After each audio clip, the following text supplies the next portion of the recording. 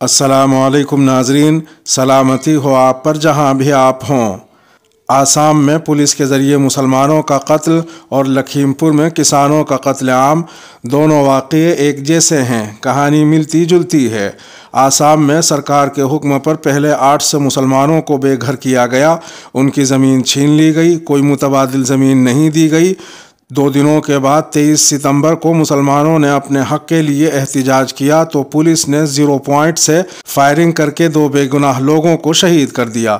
دردناک منظر پوری دنیا نے دیکھا کہ ایک طرف معین الحق کی روح جسم سے پرواز کر رہی تھی، دوسری طرف ایک فوٹوگرافر بار بار ان کے جسم پر کود رہا تھا اور مردہ جسم پر پولیس بھی لاٹھی برسا رہی تھی۔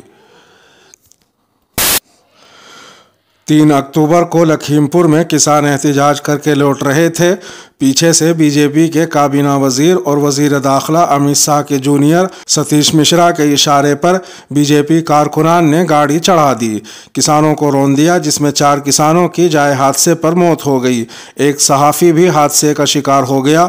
کسانوں نے فوری طور پر انتقام لیتے ہوئے 3 بی جے پی کارکنان کا وہیں پر قتل کر دیا۔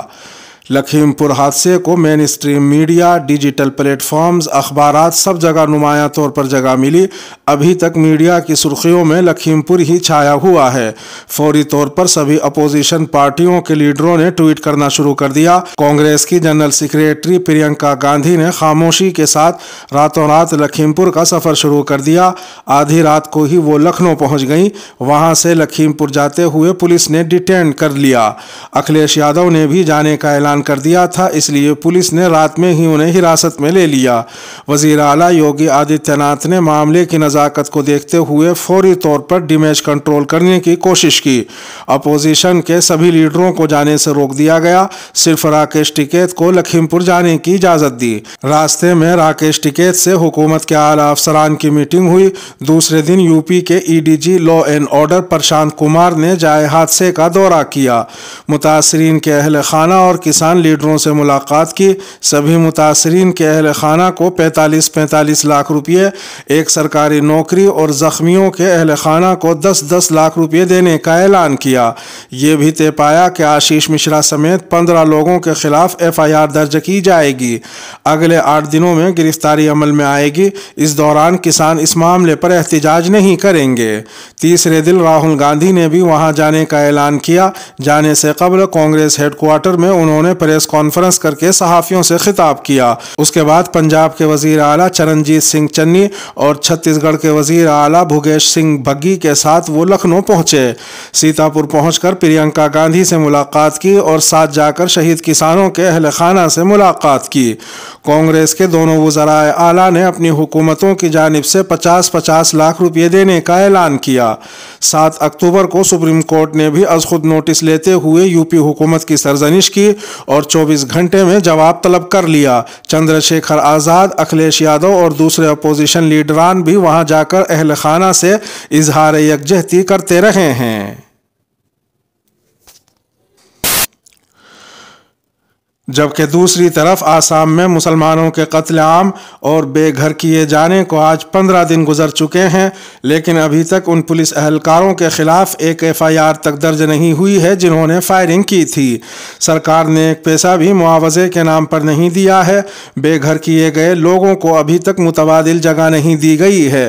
وزیر اعلیٰ ہیمنت بسوا سرما نے مسلمانوں کے ایک وفد کی ملاقات کے بعد ایک جانچ کمیٹی تشکیل دینے کا صرف اعلان کیا۔ کانگریس کی مرکزی قیادت نے اس معاملے پر کوئی توجہ نہیں دی۔ راہل گاندھی نے صرف ایک ٹویٹ پر اکتفا کیا۔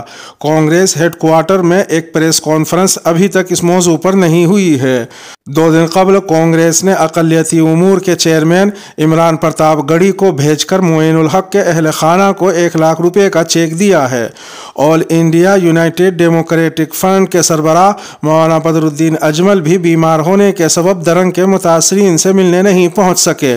البتہ ان کی پارٹی کے لیڈروں نے شروع دن سے اس معاملے پر توجہ دی۔ جمعیت علماء ہند کے وفد کے ساتھ ان لوگوں نے چیف منسٹر سے ملاقات بھی کی، میمورنڈم بھی سونپا۔ کانگریس کی آسام یونٹ اور ایک علاقائی پارٹی رائے جل دل نے احتجاج کرنے اور پریشر بنانے کے بجائے مولانا بدر الدین اجمل کو ٹرول کرنا شروع کر دیا۔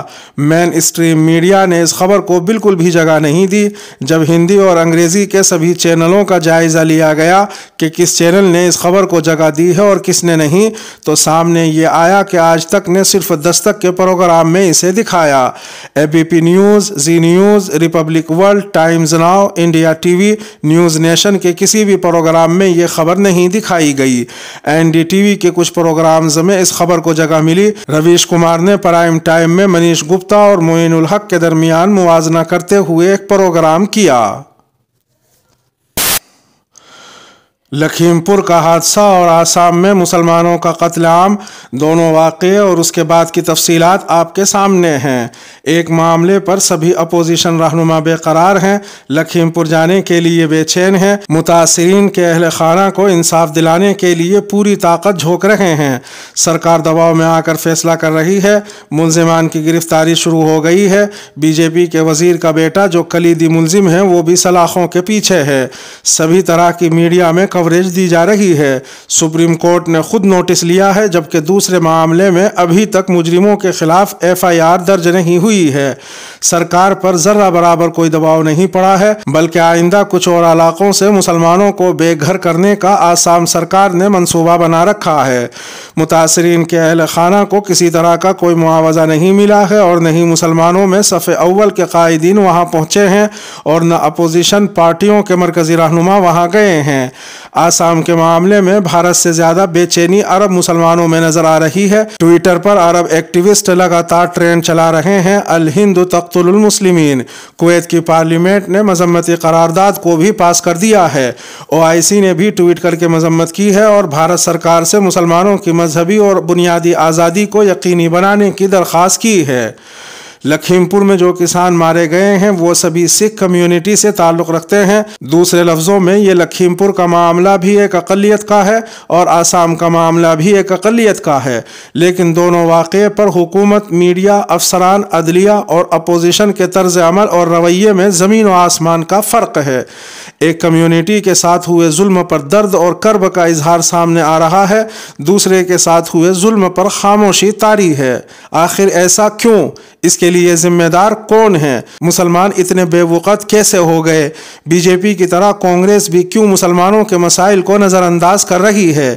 بی جے پی کی پالیسی کے مطابق اپوزیشن پارٹیوں نے کیوں مسلمانوں کے ظلم پر بھی خاموشی اختیار کر رکھی ہے؟